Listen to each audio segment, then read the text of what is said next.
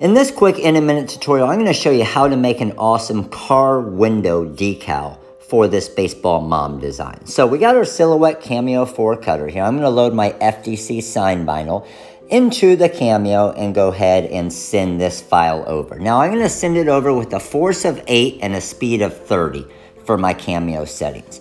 Once the cut finishes, we're going to bring it out, turn on the light board to be able to make it much easier to see the cut lines when weeding this actual decal. So this will save you a ton of time when you're doing your orders. Now, the design I'm using here is the Baseball Mom design from the Cute Sports Mom decal pack on the rhinestoneworld.com website. So once I'm done actually weeding it, I'm going to use my R-tape application tape, squeegee over it, and we have ourselves a finished car window decal. Check out our YouTube channel for over 3,000 more tutorial videos. Thanks for watching.